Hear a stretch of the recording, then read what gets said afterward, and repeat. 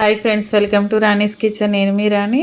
Friends, ఈరోజు recipe వచ్చేసి జంతికలు అండి. Snacks recipe, tea time snacks recipe. జంతికలు అంటే మనం బియ్యం పిండిని వాడుతూ ఉంటాం, శనగపిండిని వాడుతూ ఉంటాం.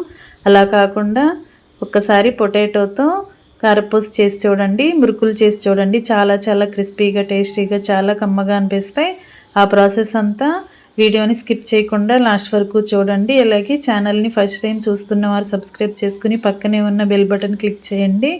నేను పెట్టబోయే రెసిపీస్ అన్నీ డైలీ మీ ఫోన్కి నోటిఫికేషన్కి వస్తే ఓపెన్ చేసి చూడండి.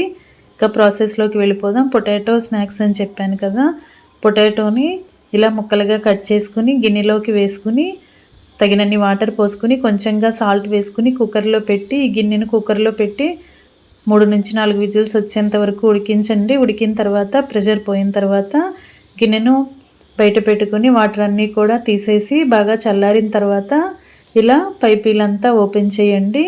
ఇలా ఓపెన్ చేసిన బంగాళదుంపల్ని గ్రేటర్తో తురుముకోండి. ఇలా తురిమినట్లయితే దుంప అంతా కూడా ముద్దలాగా వస్తుంది. పలుకులు అనేవి ఎక్కడ లేకుండా ముద్దలాగా రావాలి. ఈ విధంగా తురమండి. ఇదంతా కూడా మనం కొలిచి పెట్టుకుందాం. మనం ఏ కప్పుతో అయితే కొలుచుకుంటామో ఆ కప్పును తీసుకొని ఈ తురుమంతా కూడా ఇలా బౌల్లోకి వేసుకోండి. మనం ఇలా తురుముని కొలుచుకున్నట్లయితే పిండి కలుపుకోవటానికి ఈజీ అవుతుంది. ఇలా ఈ తురుమంతా కూడా ఒక మిక్సింగ్ బౌల్లోకి వేసుకుందాం. మనం గ్రేట్ చేసుకున్న తురుము 1 కప్పు వచ్చింది కదా, ఈ కప్పుతో 1 కప్పు నిండా శనగపిండి తీసుకుని వేసుకోండి. శనగపిండి అనేది 1 కప్పు తురుముకి 1.5 కప్పుల వరకు పడుతుందండి. కానీ ముందుగా మనం ఒకేసారి 1.5 కప్పులు యాడ్ చేయకుండా ముందుగా 1 కప్పు వేసుకుని తర్వాత దానిలోకి తగినంత కారాన్ని 1 టేబుల్ స్పూన్ వాముని వేసుకుని ఇవన్నీ కూడా దుంపలో కలిసేంత వరకు కలుపుదాం. మనం బంగాళదుంపలు ఉడికించేటప్పుడు సాల్ట్ అనేది యాడ్ చేసి ఉడికించాం కదా, అందుకే పిండిలో నేను సాల్ట్ అనేది వేయలేదు. మొత్తం పిండి అంతా కలుస్తున్నప్పుడు ఒకసారి పిండిని టేస్ట్ చూసుకుని సాల్ట్ చాలకపోతే అడ్జస్ట్ చేసుకుందాం. మనం కలిపిన పిండితో ఈ పిండి అనేది ముద్ద అనేది కొంచెం పలుచగానే వచ్చిందండి. అందుకే మరొక అరకప్పుని యాడ్ చేశాను. ఈ అరకప్పు శనగపిండి కూడా వేసి బాగా కలిపినట్లయితే పిండి అంతా కూడా ఇలా మురుకులు వత్తడానికి పిండి కరెక్ట్గా సరిపోతుంది, కలుస్తుంది. పిండి అనేది చేతికి అంటుకుపోకుండా కొంచెంగా ఆయిల్ని అప్లై చేసి పిండి ముద్దను ఇలా రెడీ చేయండి. ఇప్పుడు జంతికల గొట్టం తీసుకుని దాని లోపల చిన్న చిన్న హోల్స్ ఉన్న ప్లేటును వేసుకోండి. లోపలంతా కూడా ఆయిల్ని అప్లై చేసుకుని కలిపి పెట్టుకున్న పిండిని ఆ మురుకుల గొట్టంలో తగినంత పెట్టుకుని మూత పెట్టి క్లోజ్ చేసుకుందాం. ఫ్రెండ్స్, ఛానల్ని ఫస్ట్ టైం చూస్తున్న వారు సబ్స్క్రైబ్ చేసుకుని పక్కనే ఉన్న బెల్ బటన్ క్లిక్ చేయడం మాత్రం మర్చిపోకండి. నేను పెట్టబోయే రెసిపీస్ అన్నీ డైలీ మీ ఫోన్కి నోటిఫికేషన్కి వస్తే ఓపెన్ చేసి చూడండి.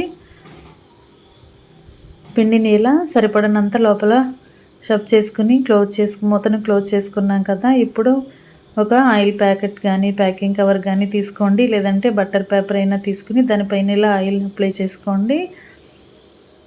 ఇప్పుడు ఈ పేపర్ మీద మనం మురుకుల్ని ఒత్తుకున్నట్లయితే ఒకేసారి ఇలా 4-5 మురుకుల్ని ఒత్తుకున్నట్లయితే మనం కుకింగ్ చేసేటప్పుడు ప్రాసెస్ అనేది ఈజీ అవుతుంది. ఈ విధంగా పేపర్కి పట్టినన్ని జంతికలను రెడీ చేసుకుని ఇలా ముందుగానే రెడీ చేసి పెట్టుకోండి.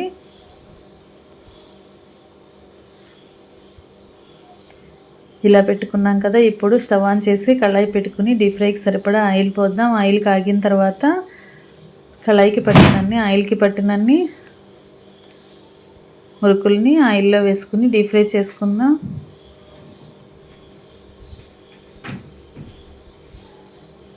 ఇలా వేసాం కదా, ఒకవైపున బాగా ఫ్రై అయిన తర్వాత రెండో వైపు కూడా టర్న్ చేసుకుని ఫ్రై చేద్దాం.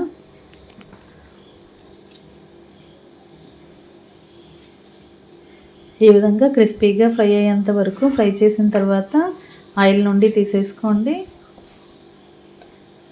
ఫ్రెండ్స్, జంతికలు చేస్తున్నప్పుడు ఎక్కువగా మనం అందరూ చేసేలా చేసుకుంటూ ఉంటాం. అలా కాకుండా ఒకసారి ఇలా నేను చూపించిన ప్రాసెస్తో పొటాటో స్నాక్స్ చేసి చూడండి. చాలా చాలా క్రిస్పీగా టేస్టీగా ఉంటాయి.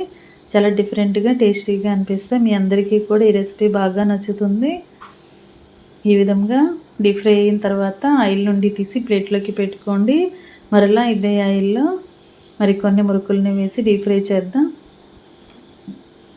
మిగిలిన వాటిని కూడా ఇలా బ్యాచెస్ వైజ్గా వేసుకుని ఒకవైపు ఫ్రై అయిన తర్వాత వెనక వైపు కూడా ఫ్రై చేసుకుని కరెక్ట్గా డీప్ ఫ్రై చేసిన తర్వాత ఆయిల్ నుండి తీసేసుకోండి. కుకింగ్ కంప్లీట్ అయిన తర్వాత స్టవ్ ఆఫ్ చేసుకుని వేడి వేడి మురుకుల్ని సర్వింగ్ ప్లేట్లోకి వేసుకుని పిల్లలకి సర్వ్ చేయటమే. చాలా తక్కువ టైంలోనే మనం ఈ ప్రాసెస్ అనేది కంప్లీట్ చేసాం కదా. మీరు కూడా ఒకసారి కుక్ చేసి చూడండి. మరొక రెసిపీతో మళ్ళీ కలుద్దాం. Thanks for watching. నేను మీ రాణి.